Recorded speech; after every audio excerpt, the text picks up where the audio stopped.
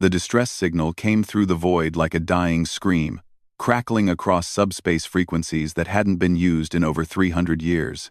Captain Maria Santos felt her blood freeze as the ancient emergency code scrolled across her command display aboard the TES Retribution, humanity's newest dreadnought, patrolling the Outer Rim territories. "Captain, you need to see this." "Communications," Officer Chen called out, his voice tight with disbelief. "The signal. It's from the Kepler colony." "But that's impossible." Santos knew why Chen sounded so shaken. The Kepler colony had been humanity's most remote settlement, established 4 centuries ago on a planet so far from Earth that communication took months, even with quantum relays. More importantly, Kepler had gone silent 50 years ago. The entire colony of 2 million souls had simply vanished without explanation, their final transmission cut off mid-sentence. The emergency beacon, now screaming through space, told a different story. Someone was still alive out there. "Lieutenant Morrison, plot a course for the Kepler system. Maximum burn," Santos ordered, her voice cutting through the bridge's stunned silence. "And send a message to Fleet Command. Tell them we're investigating a possible survivor situation. If time desires a captain. With respect, Kepler is deep in unexplored space. We don't know what's out there," her first officer warned. "The colony went dark for a reason." Santos turned to face him, her dark eyes blazing with determination. "Then we're about to find out what that reason was. Humanity doesn't abandon its own." The Retribution's massive engines roared to life, pushing the kilometer-long warship toward the edge of known space. As they jumped into hyperspace, Santos couldn't shake the feeling that they were heading into something far worse than a simple rescue mission. 3 days later, they dropped out of hyperspace at the edge of the Kepler system. And what they found defied every expectation. The system was a graveyard. Dozens of massive alien ships drifted in the void, their hulls cracked and bleeding atmosphere into space. But these weren't human vessels. The designs were utterly foreign, with organic curves and bioluminescent patterns that pulsed weakly even in death. "My God," whispered the sensor operator. "Captain, I'm reading debris fields from at least 30 alien vessels. Some of these ships are massive, easily 3 times our size. But it was what lay beyond the alien graveyard that made Santos's heart pound. Kepler Prime hung in space like a wounded giant, its surface scarred by orbital bombardment. Yet the planet still lived. Cities dotted its surface, and most shocking of all, defensive installations were still operational, their energy signatures blazing like defiant stars. "We're being hailed," Chen announced, his voice barely a whisper. The main screen flickered to life, revealing a face that Santos recognized from the colony records.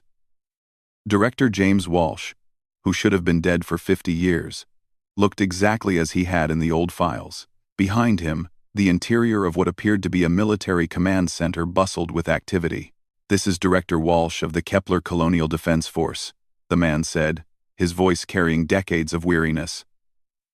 "Identity confirmed as TES Retribution. We've been expecting you." Santos leaned forward in her command chair. "Director Walsh, this is Captain Santos. We received your distress signal. What's your situation down there?"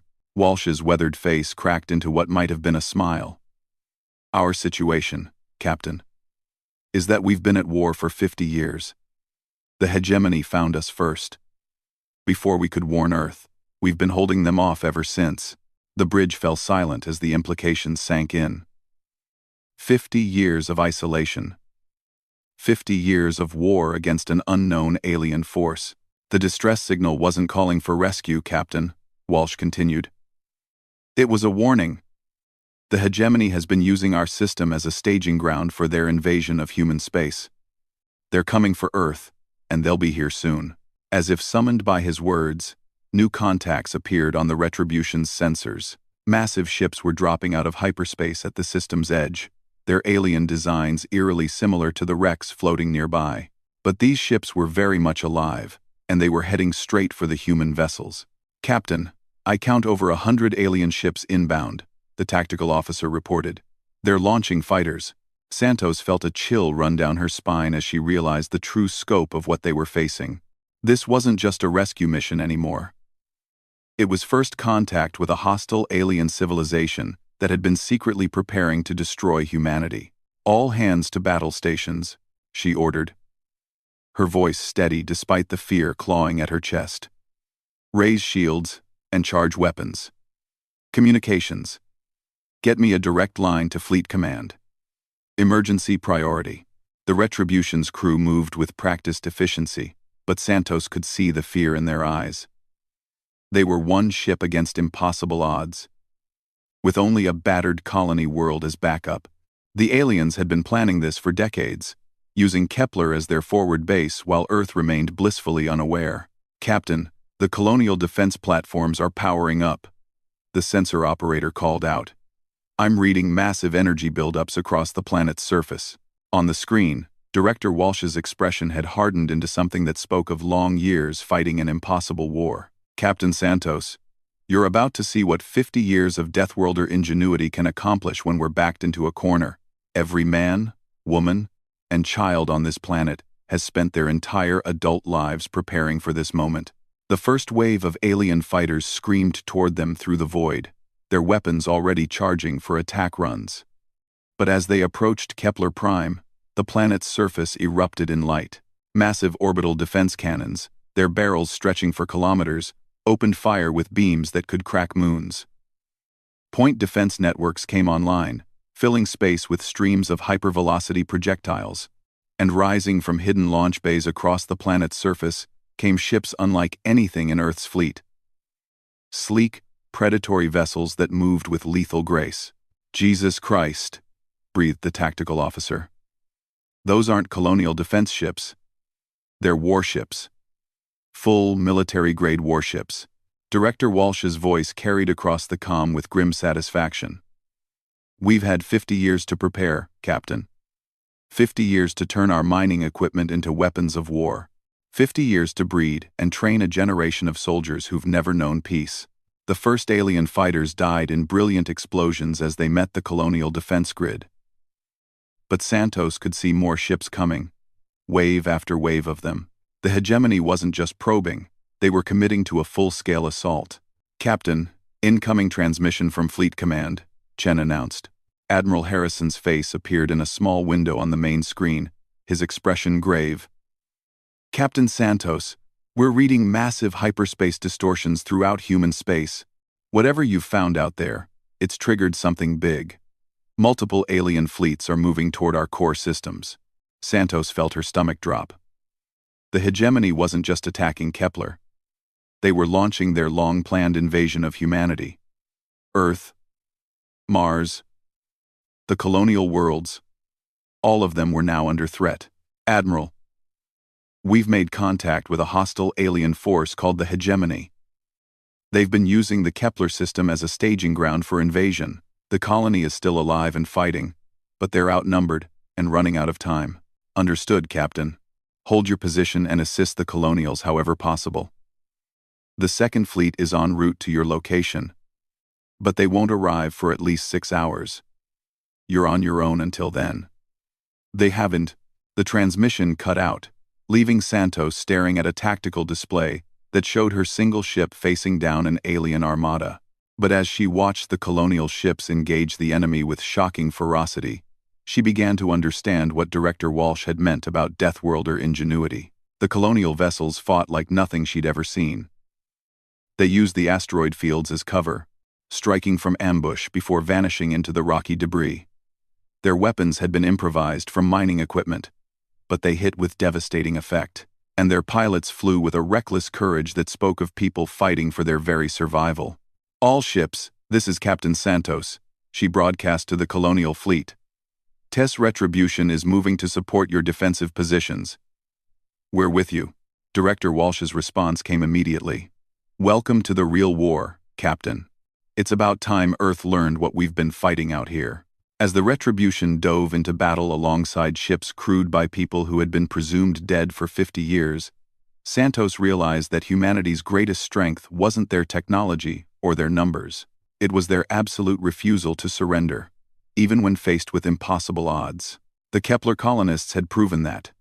Now it was time for the rest of humanity to do the same. The battle for Kepler Prime was about to begin, and with it, the war that would determine the fate of every human in the galaxy. The aliens had spent decades preparing for this moment. But they had made one crucial mistake. They had given humanity 50 years to show them exactly why Earth's children were called Deathworlders. The first phase of the invasion had begun. But Santos was beginning to suspect that the hegemony had no idea what they had truly awakened. The battle had been raging for 2 hours when Captain Santos first truly understood what the Kepler colonists had become. She watched through the Retribution's viewports as a colonial mining vessel, barely half the size of a standard frigate, rammed straight through the hull of a hegemony destroyer. The explosion lit up space for thousands of kilometers, taking both ships with it. "Colonial ship Defiance has been destroyed," reported Lieutenant Morrison, his voice tight with emotion. "That's the third ramming attack in the last hour." Santos gripped her command chair as another wave of alien fighters swept toward their position.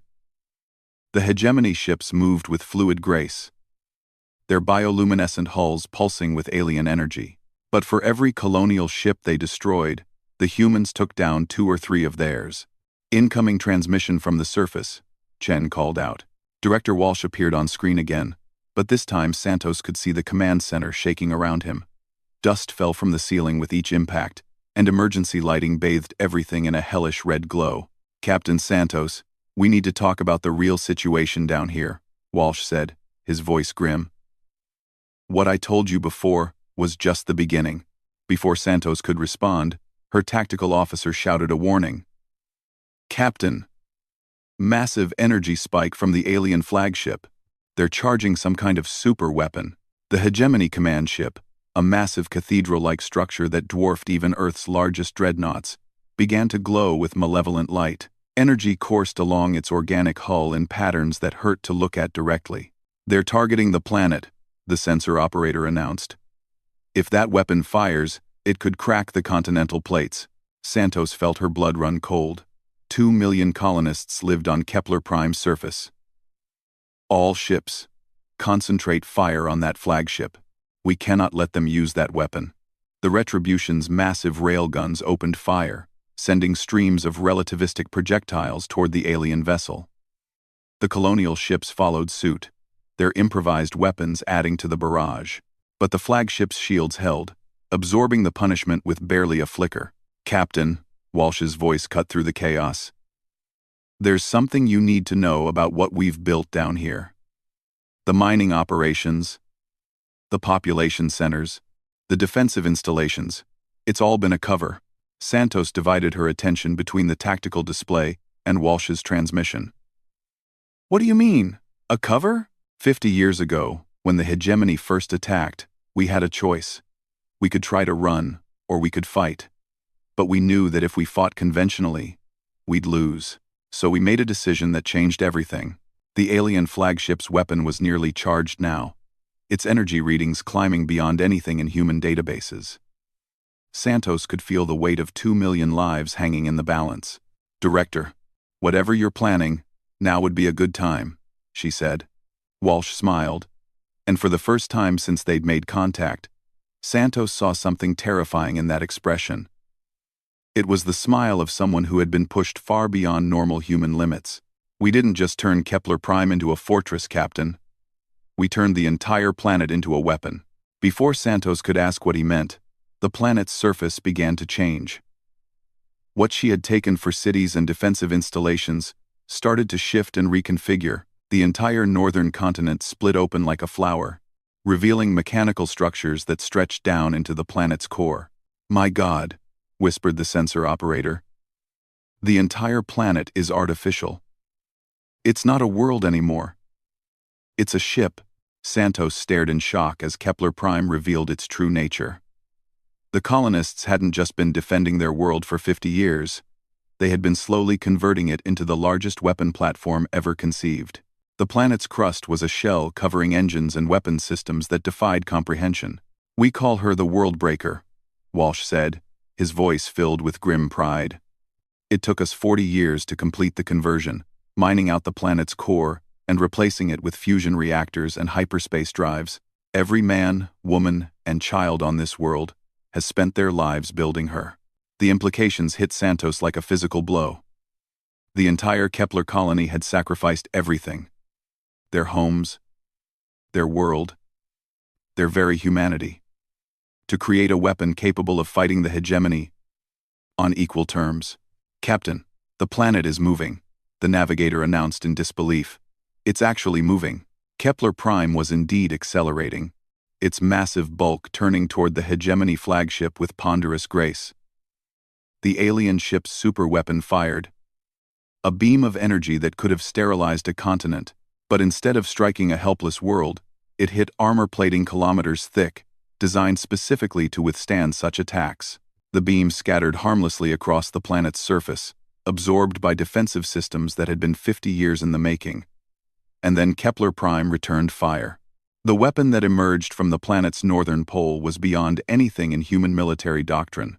It was a focused gravity beam, capable of tearing apart molecular bonds and reducing matter to its component atoms. When it struck the hegemony flagship, the massive alien vessel simply ceased to exist. Torn apart at the quantum level, the rest of the hegemony fleet recoiled in shock, their organic ships pulsing with what might have been fear.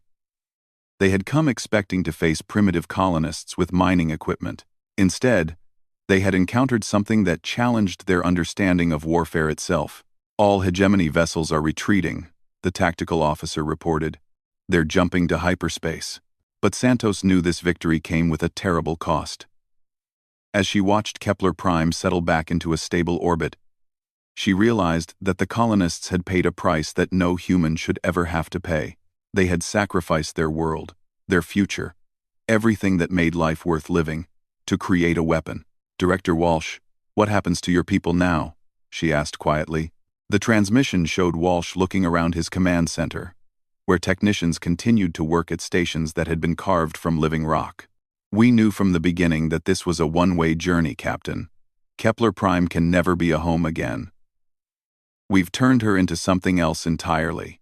Santos felt a chill as she began to understand the full scope of what had happened here. "You're saying the entire colony agreed to this? 2 million people agreed to give up their world?" "We didn't have a choice," Walsh replied. "The hegemony's first attack showed us what they were capable of. They don't conquer worlds, they consume them. Every planet they take becomes a breeding ground for their bioships, stripped of all life and converted into another node in their network." The horror of it sank in. The Kepler colonists hadn't just been fighting for survival. They had been fighting to prevent their world from becoming part of an alien war machine, and in doing so, they had become something just as terrible. The distress signal wasn't meant to call for rescue, Santos realized. It was meant to warn Earth about what's coming. Exactly. The hegemony has been building their invasion fleet for centuries, using conquered worlds as factory ships. Earth has maybe 6 months before they arrive in force. And when they do, they won't just be bringing warships. Santos felt the weight of responsibility settle on her shoulders. The information they had gathered here would change everything. Humanity would have to prepare for a war unlike anything they had ever imagined, against an enemy that could turn entire worlds into weapons. "Captain, incoming hyperspace signatures," the sensor operator announced. Multiple ships dropping out of FTL. Santos tensed, expecting another hegemony attack. But the ships that materialized were human vessels bearing the insignia of Earth's Second Fleet. Admiral Chen's flagship, the Tess Devastator, led a formation of 30 warships into the system. "This is Admiral Chen to all vessels." "What's your status, Captain Santos?" Santos took a deep breath before responding. She had to find a way to explain something that would sound like madness to anyone who hadn't witnessed it firsthand. "Admiral, we've made contact with hostile aliens called the Hegemony. The Kepler colony is operational and has been fighting them for 50 years. They've modified their world into a weapon platform and successfully repelled an invasion force." The silence on the comm channel stretched for long seconds before Admiral Chen responded. "Captain Santos, did you just say they turned their planet into a weapon?" "Yes, sir, and that's just the beginning. The hegemony has been preparing for a full-scale invasion of human space. We need to evacuate the Rim colonies and prepare Earth's defenses immediately. Director Walsh's voice cut into the conversation. Admiral Chen, this is Director Walsh of the Kepler Colonial Defense Force. I'm transmitting our complete intelligence files on hegemony capabilities and tactics. You'll find them illuminating. As the data flowed between ships, Santos watched the expressions of Chen's staff change from skepticism to horror. The files contained 50 years of hard-won intelligence about an enemy that viewed entire species as resources to be consumed. Jesus Christ, Admiral Chen muttered. Captain Santos, I'm ordering the Second Fleet to escort you back to Earth immediately. This information has to reach the Defense Council. But Director Walsh shook his head. That's not possible, Admiral. Kepler Prime can't leave this system. The hyperspace drives are powerful enough to move her between star systems, but the journey would take months, and we can't abandon our position here. Santos frowned. Why not? You've accomplished your mission. The hegemony knows humanity is aware of them now. Because this isn't over, Walsh replied grimly. The force that attacked today was just a scouting expedition. The main hegemony fleet is still out there, and they'll be back. When they return, they'll bring enough ships to overwhelm even our defenses. The implications were staggering. The colonists had spent 50 years turning their world into the ultimate weapon, and it still might not be enough to stop what was coming. How long do we have? Admiral Chen asked. Based on their communication patterns, maybe 3 months before the main fleet arrives. And Admiral, when they come back, they won't just be targeting Kepler Prime, they'll be heading straight for Earth. Santos felt the weight of the galaxy settling on her shoulders. In 3 months, humanity would face its greatest trial. And their only hope lay with a group of colonists who had sacrificed everything to create a weapon that might not even be enough to save them all. The real war was about to begin, and Santos was beginning to understand that victory might require sacrifices that no civilization should ever have to make. The Kepler colonists had shown them the price of survival against the hegemony. Now Earth would have to decide if they were willing to pay it. 2 months after the first contact at Kepler Prime, Earth had transformed into a fortress world that would have been unrecognizable to anyone from the peaceful days before the hegemony threat became known. Captain Santos stood on the observation deck of Luna Station, watching as massive construction mechs worked around the clock to install orbital defense platforms that ringed the Earth like a deadly crown. The intelligence provided by the Kepler colonists had changed everything. Humanity now knew they faced an enemy that had been preparing for this war for centuries. An alien force that converted entire star systems into weapon factories. The response had been swift and desperate. Captain Santos, you're needed in the war room, came the voice of Admiral Harrison's aide through her communicator. Santos made her way through Luna Station's corridors, passing groups of technicians and soldiers who worked with the grim efficiency of people who knew they were preparing for Armageddon. The space station had been converted into the primary command center for Earth's defense, its peaceful research facilities replaced with military hardware. The war room buzzed with activity as she entered. Holographic displays showed the positions of every human ship in the solar system, while tactical analysts pored over intelligence reports from deep space monitoring stations. At the center of it all stood Admiral Harrison, his face haggard from weeks of planning humanity's last stand. Captain Santos, good. We've received another transmission from Director Walsh, Harrison said without preamble. The situation at Kepler Prime has deteriorated. The main display flickered to life, showing Walsh's familiar face. But the colonial leader looked far older than he had just 2 months ago. Deep lines etched his features, and his eyes held the haunted look of someone who had seen too much death. Admiral Harrison, Captain Santos, Walsh began, his voice hoarse with exhaustion. I'm afraid I have disturbing news. Our deep space sensors have detected the main hegemony fleet. They're moving faster than we anticipated. Santos felt her stomach clench. How much faster? They'll be here in 3 weeks, not 3 months. And Admiral, the size of their force. Walsh paused, as if struggling to find words. We've counted over 10,000 ships, capital ships, each one the size of a small moon. They're bringing their entire invasion armada. The war room fell silent except for the soft hum of computers. 10,000 ships.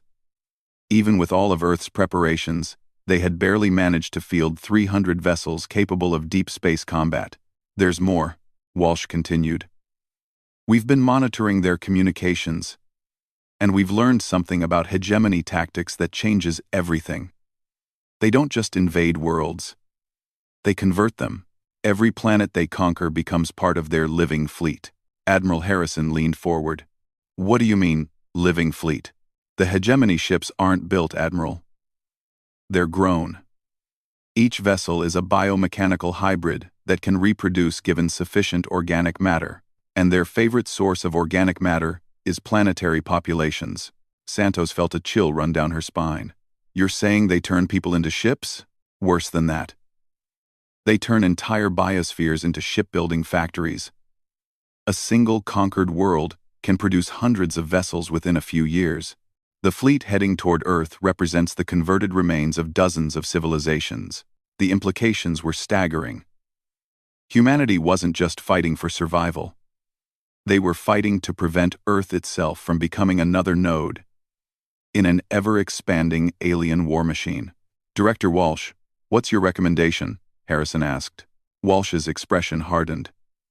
Admiral, there's only one way to stop a force this large. We have to take the fight to them. Kepler Prime was designed to be mobile for a reason. We can intercept their fleet in deep space, away from Earth. Santos shook her head. Director, even with your planet weapon, you'd be facing impossible odds. 10,000 ships against one. That's where you're wrong, Captain, Walsh replied with a bitter smile. Kepler Prime isn't the only weapon we've built. Did you think we spent 50 years just working on defensive systems?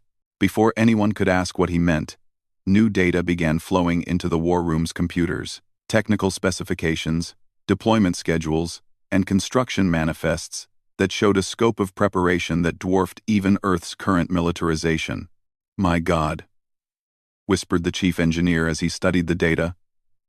They've been building a fleet. How many ships are we talking about? 200 vessels, each one designed specifically to fight the hegemony, Walsh answered. We've been launching them in secret for the past 30 years, hiding them in asteroid fields and nebulae throughout the outer rim, ships crewed by volunteers who knew they would never see home again. Santos stared at the technical specifications scrolling across her screen. The colonial ships were unlike anything in Earth's fleet. They were built for one purpose: to kill hegemony vessels, even if it meant their own destruction in the process. These ships, she said slowly, they're designed for ramming attacks. Suicide runs. Every single one, Walsh confirmed. We learned early that hegemony bioarmor can resist most conventional weapons, but it can't survive catastrophic structural damage. Each of our ships carries a fusion warhead powerful enough to crack a small moon. The war room erupted in arguments as the full scope of the colonial plan became clear. They weren't just planning to fight the hegemony. They were planning to die taking as many enemies with them as possible. This is madness, Admiral Harrison said. We can't ask people to undertake suicide missions. You're not asking, Admiral, Walsh replied quietly. We're volunteering. Every person in our fleet knows what this mission means. We've spent 50 years preparing for this moment. Santos found herself thinking about the colonists she had met during her brief time on Kepler Prime. They had been strange, hardened people who spoke in the clipped tones of career soldiers. She had thought it was the result of 50 years of warfare. Now she realized it was something far more profound. You're not just soldiers, she said suddenly. You're martyrs. Every single one of you. Walsh nodded slowly. We stopped being colonists the day the hegemony found us, Captain. We became something else entirely. Something necessary. Thanks for watching. Thank you, Marning. We stopped being colonists. They Captain.com Starime. The debate continued for hours, with Earth's military leadership struggling to accept the colonial plan. But as the tactical analyses came in, it became clear that Walsh was right. A conventional fleet action against 10,000 hegemony ships would be hopeless. The only chance was to hit them hard in deep space, using tactics that no sane military doctrine would ever approve. Finally, Admiral Harrison made the decision that would define humanity's response to the hegemony threat. Director Walsh, Earth Command officially authorizes your operation. Our fleet will coordinate with your vessels for the deep space engagement. Negative, Admiral, Walsh replied immediately. Earth's ships will remain in the solar system. This is our fight. Like hell it is, Santos interjected. We're not letting you face this alone. Walsh's expression softened for a moment, showing a glimpse of the man he had been before 50 years of warfare had transformed him into something harder. Captain Santos, I appreciate the sentiment, but Earth's fleet needs to survive this war. If our attack fails, you'll be humanity's last line of defense. And if we succeed... He paused, his voice growing heavy. If we succeed, there won't be anyone left from Kepler Prime to return home to Earth. The truth of it hit Santos like a physical blow. The colonial fleet wasn't just planning a suicide mission. They were planning to sacrifice their entire civilization. Every man, woman, and child who had spent their lives building weapons for this moment would die in the coming battle. There has to be another way, she said desperately. There is no other way, Walsh replied with finality. The hegemony represents an existential threat to all organic life in this galaxy. They won't stop with humanity. They'll keep expanding until every world is part of their machine. Someone has to make the sacrifice to stop them. 1. As if to emphasize his point, new alarms began sounding throughout Luna Station. The deep space monitoring arrays had detected something at the edge of the solar system. Admiral, we're picking up hyperspace distortions, the sensor operator announced. Something big is coming through. The main display shifted to show the outer system, where space itself was beginning to ripple and distort. But instead of the organic curves of hegemony vessels, the ships that emerged were human in design. Dozens of them, sleek and predatory, bearing the insignia of the Kepler colonial fleet. This is Director Walsh aboard the KCF Retribution. Came a transmission from the lead vessel. Earth Command. We're requesting permission to enter orbit. Santos stared at the screen in confusion. Director, I thought you were still at Kepler Prime. Walsh's image smiled for the first time since they had met. That was my second in command, Captain. I've been traveling to Earth for the past month with the advance elements of our fleet. We have work to do. The colonial ships moved into Earth orbit with the precision of vessels that had been designed for war. As they took their positions among Earth's defensive platforms, Santos began to understand that the coming battle would be unlike anything in human history. Admiral, Walsh continued, we need to discuss coordination between our forces. The hegemony will be here in 2 weeks, and we have a lot of preparation left to complete. Over the next 2 weeks, Earth's orbit became a hive of activity as human and colonial forces worked together to prepare for the invasion. The colonial ships were integrated into Earth's defense network. Their suicide tactics adapted for use by volunteers from Earth's own fleet. Captain Santos found herself working closely with colonial officers who spoke of death with the casual acceptance of people discussing the weather. They had been shaped by 50 years of warfare into something that was still recognizably human, but fundamentally different from anything Earth had produced. Captain, said Commander Torres, a colonial officer who looked barely 30 but spoke with the authority of decades of combat experience, you need to understand something about fighting the hegemony. They don't think like us. They don't understand concepts like retreat or surrender. They'll keep coming until either we're all dead or they are. Santos nodded, though the concept still felt alien to her.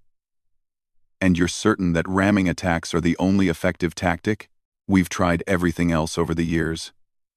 Conventional weapons, cyber warfare, even biological agents. Nothing works against their bioarmor except catastrophic physical damage. And the only way to guarantee that kind of damage is to hit them with everything we have.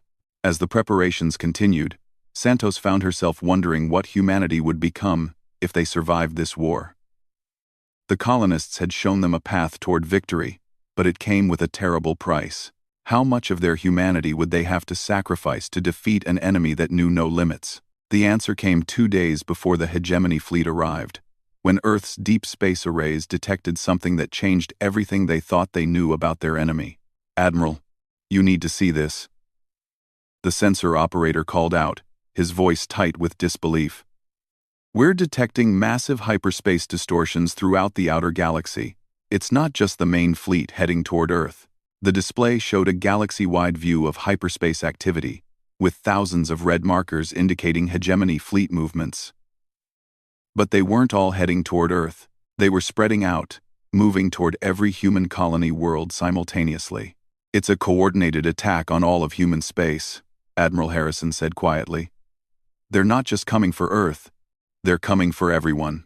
Director Walsh's face appeared on screen, his expression grim. "Admiral, this confirms our worst fears. The hegemony isn't just mounting an invasion. They're attempting the complete elimination of humanity as a species."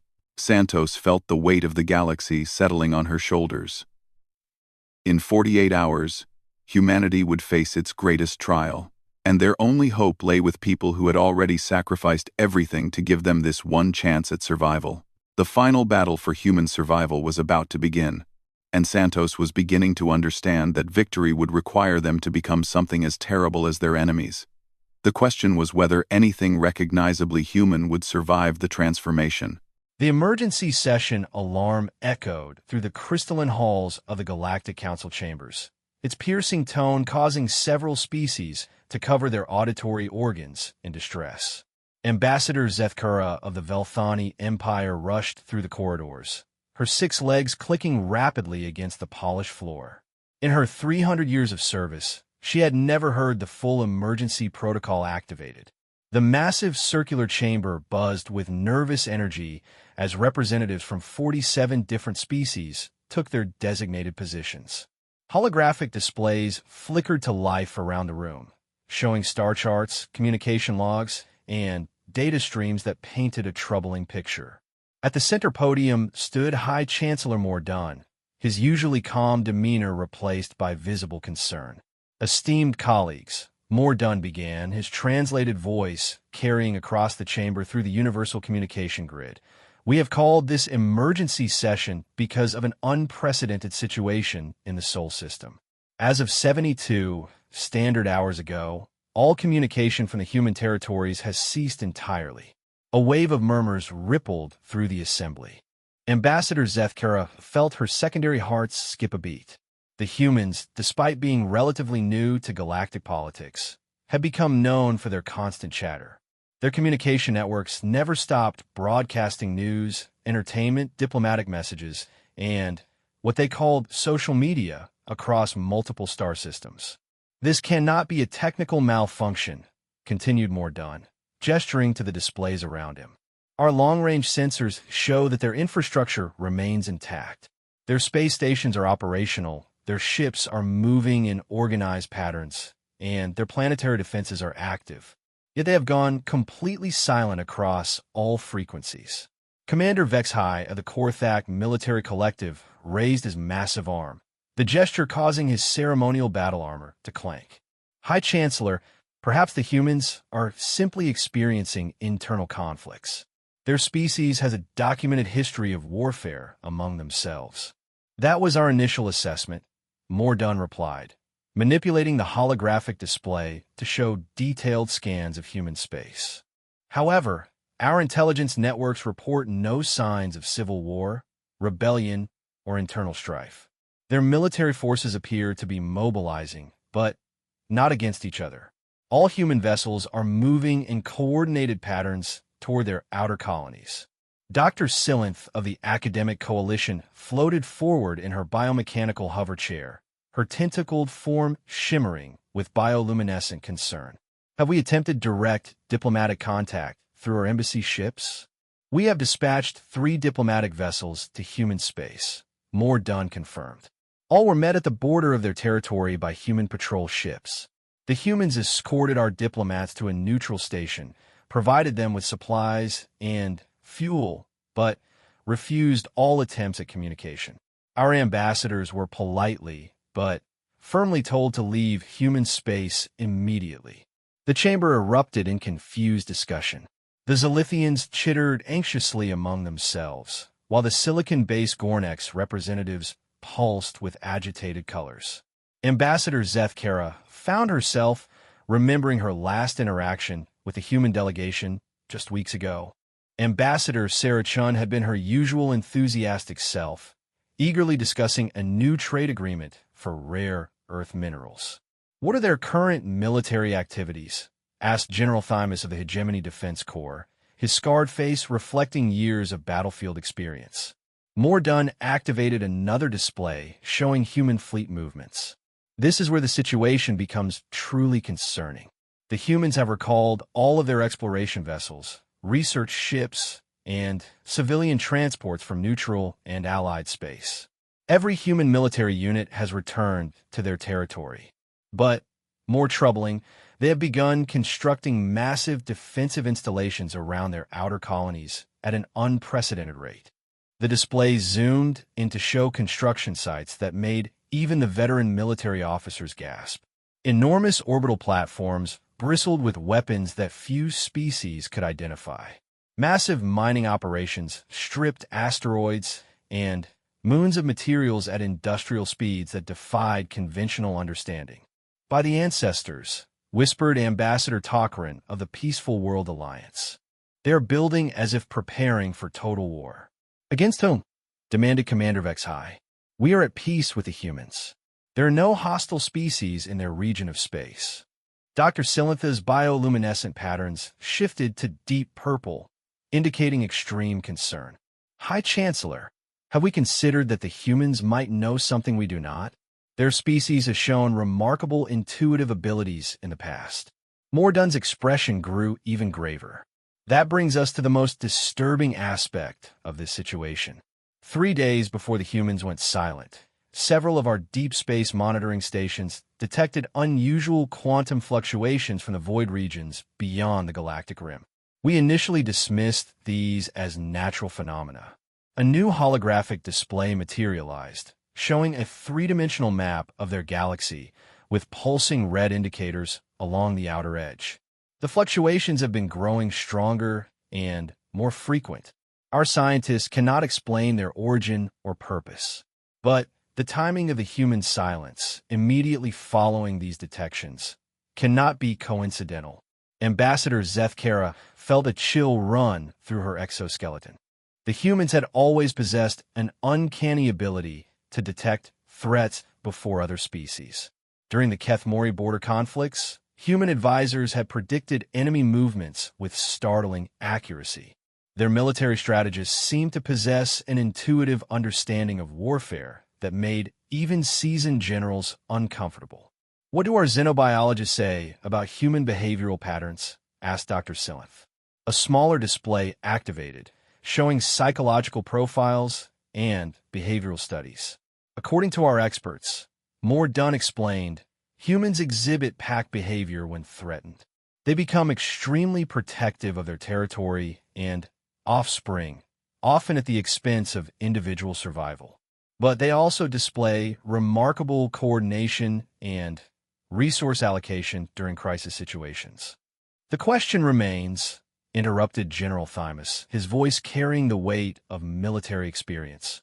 "What could frighten a species known for their aggressive expansion and exploration into complete isolation?" The chamber fell silent as the implications sank in.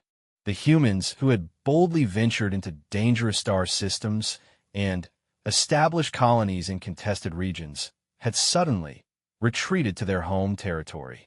A species that had faced down the Void Hunters and emerged victorious was now building defenses as if expecting annihilation. "There is more," Mordun said quietly. "Our intelligence sources indicate that the humans have activated protocols that we have never seen before. They are evacuating non-essential populations from their outer colonies to more defensible positions. Their industrial output has increased by 400% across all sectors. And they have begun broadcasting coded messages on frequencies that require significant technological advancement to access." Commander Vexhai leaned forward in his seat. "What kind of messages?" "We cannot decode them," admitted Mordun. "The encryption is unlike anything in our databases. But the transmission patterns suggest coordination on a massive scale. The humans are not just preparing for defense, They appear to be organizing for something unprecedented. A new voice spoke up from the back of the chamber. Ambassador Kirill of the First Contact Commission, an ancient being whose species had encountered more alien civilizations than any other, spoke with the weight of centuries. In my long experience, only two types of events cause such behavior in a species. Either they have discovered something so significant that they need time to process it, or they have detected a threat so severe that they are preparing for extinction-level conflict. But why would they not share this information with the Council? Asked Ambassador Tokrin. We are allies. We have mutual defense agreements. Kirill's ancient eyes, adapted to see across multiple spectrums of light, focused on the star charts around them. Perhaps, young diplomat, they believe that some threats require solutions that allies might not approve of. The weight of that statement settled over the chamber like a heavy blanket. The humans, despite their relatively short time in galactic society, had developed a reputation for unconventional problem-solving. They approached challenges in ways that other species found either brilliant or terrifying, depending on the circumstances. Dr. Silintha's tentacles writhed with nervous energy. We must consider the possibility that the humans have detected something from outside our galaxy. The quantum fluctuations, the timing, their sudden defensive posture, it all points to an external threat. What kind of external threat could require such massive preparation? Asked General Thymus. The chamber's central display shifted to show the galaxy from a broader perspective, with the mysterious quantum fluctuations highlighted in stark red. The pattern formed an almost perfect circle around their galaxy, as if something vast was approaching from all directions simultaneously. According to our deepest space probes, Mordun continued, the fluctuations are consistent with massive gravitational disturbances. Something is moving through the void between galaxies, something large enough to affect space-time itself. Ambassador Zethkara's mind raced through the implications. If the humans had detected an intergalactic threat, their sudden isolation and military buildup made perfect sense. But what could be coming that would require such extreme measures? How long until we have more concrete information about these fluctuations? She asked. Our best estimates suggest that whatever is causing them will be detectable by conventional sensors within 60 standard days, replied Mordun. But if the humans' behavior is any indication, that may be too late for adequate preparation. The chamber buzzed with renewed discussion as representatives began calculating response times, defense capabilities, and evacuation protocols. But underlying all their planning was a growing sense of dread. If the humans, with their remarkable ability to detect and respond to threats, had chosen complete isolation as their survival strategy, what hope did the rest of the galaxy have? As the session continued, reports began filtering in from across known space. Human trading posts had closed overnight. Human mercenaries and advisors had withdrawn from ongoing conflicts. Even human religious missions and cultural exchange programs have been recalled with unprecedented urgency. They're not just preparing for war. Observe Ambassador Kirill after reviewing the latest intelligence. They are preparing for the possibility that they might be the only survivors. The realization hit the chamber like a physical blow. The humans, despite their short time among the galactic community, have become integral to dozens of civilizations through trade, technology exchange, and military cooperation. Their sudden absence was already causing economic disruptions and strategic vulnerabilities across multiple sectors. But more than that, their silence represented something far more ominous. If humanity, the species that had charged headfirst into every challenge the galaxy had presented, was now hiding behind massive defensive installations, then whatever was coming from the void between galaxies was beyond anything the Galactic Council had ever faced. As emergency protocols were activated and defense fleets were mobilized, one question haunted every representative in the chamber. In 72 hours, what had the humans learned that had frightened them into silence? Commander Sarah Chun stood in the observation deck of the Orbital Defense Platform Aegis 7, watching the final construction teams put the finishing touches on the massive weapon arrays. The view of Earth below should have been comforting, but instead it filled her with a mixture of determination and dread. In the past 15 days since humanity had gone dark, she had watched their species accomplish what should have taken decades in mere weeks. The communication blackout had not been easy to maintain. Sarah had personally overseen the shutdown of all external communications, knowing that every moment of silence was causing panic among their galactic allies. But the alternative was unthinkable. If the other species knew what was coming, the chaos and desperation would doom them all. "Commander," called Lieutenant Harrison from the communications station, "we're receiving the final construction reports from all outer defense stations. The Prometheus array is online. The Cerberus defense grid is at full capacity, and the Titan battle groups have assumed defensive positions." Sarah nodded, studying the tactical display that showed the incredible transformation of human space. Where once there had been peaceful trade routes and research stations, now stood the largest defensive network the galaxy had ever seen. The cost had been staggering, but they had liquidated every non-essential asset, called in every favor, and pushed their industrial capacity beyond all previous limits. "What's the status of the evacuation protocols?" she asked. "Phase 3 is complete," reported Major Kim from the logistics station. "All non-essential personnel from the outer colonies have been relocated to the core worlds. The remaining skeleton crews are volunteers who understand the risks." Sarah felt a pang of guilt thinking about those volunteers. Each outer colony now held only essential defense personnel and automated systems, but those brave souls had chosen to stay knowing they would be the first to face whatever was coming from the void. The door to the observation deck slid open with a soft hiss, and Dr. Elena Rodriguez entered carrying a data tablet that glowed with urgency. As the head of the Deep Space Phenomena Research Division, Elena had been the first to understand the true nature of the quantum fluctuations detected beyond the galactic rim. "Sarah, we've received the latest analysis from the Deep Space Monitoring Network," Elena said, her voice tight with controlled anxiety. "The projections have been confirmed. We have 43 days before first contact." "Show me." Elena activated the room's holographic display system, and suddenly they were surrounded by a three-dimensional map of known space. Red indicators pulsed along the outer edge of the galaxy, forming an almost perfect sphere of approaching threats. The quantum signatures are consistent with massive gravitational distortions caused by artificial constructs, Elena explained, manipulating the display to show mathematical models and energy readings. But the scale is beyond anything we've encountered. Each individual signature represents something roughly the size of a small moon, and there are thousands of them.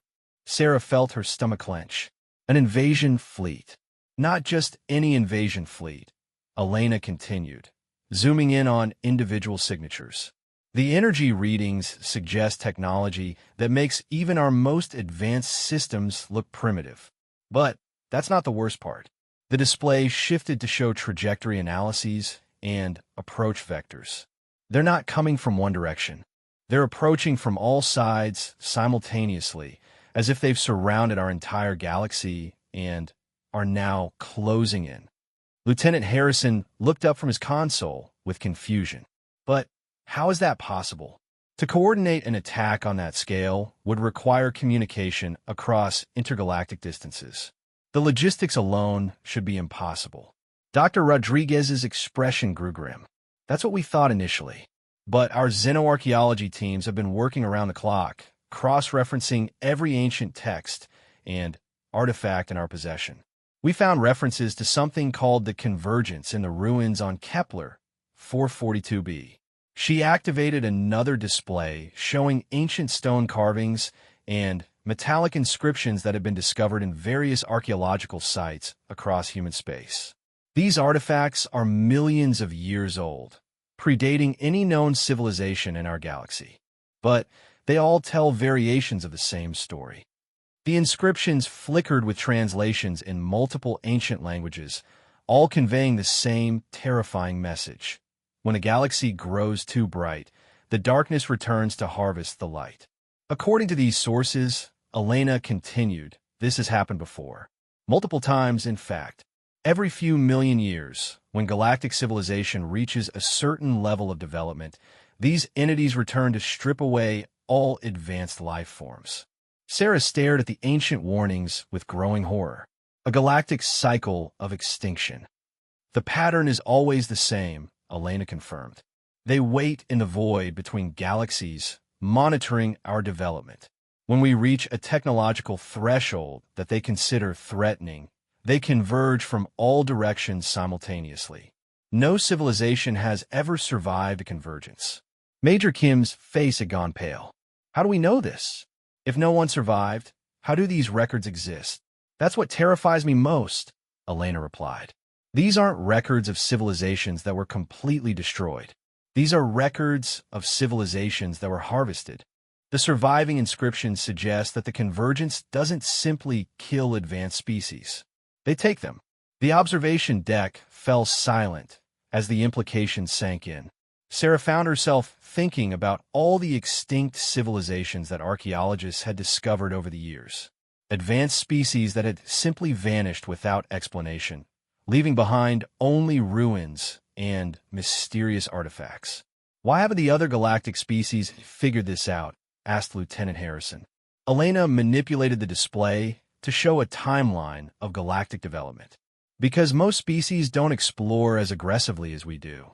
They don't dig as deep into ancient ruins or ask the uncomfortable questions. And those that do discover partial truths usually dismiss them as mythology or religious texts. But we're different, Sarah said, understanding flooding through her.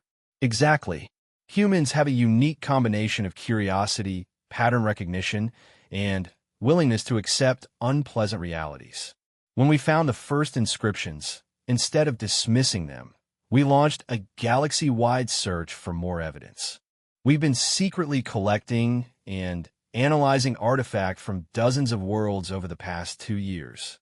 Sarah remembered the classified archaeological expeditions that had been funded under various cover stories. At the time, she had assumed they were simple research missions. Now she realized they had been preparing for this moment long before anyone understood what was coming. The quantum fluctuations started appearing exactly when our models predicted they would, Elena continued. Based on the ancient texts and our own technological development timeline, we calculated that the next convergence was imminent. We just didn't know it would be this soon. A new alert chimed through the deck's communication system. Commander Chun, this is Admiral Morrison from Fleet Command. We need you in the Strategy Center immediately. Sarah exchanged glances with Elena before activating the comm. On my way, Admiral. The Strategy Center was a vast underground facility buried deep beneath the lunar surface, hidden from any potential scanning attempts.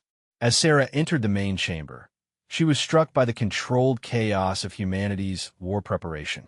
Holographic displays showed real-time construction progress, fleet movements, and strategic analyses from across human space. Admiral Morrison stood at the central command table, his weathered face reflecting the weight of commanding humanity's defense against an existential threat. Around him, the brightest military strategists and scientists from across human space worked frantically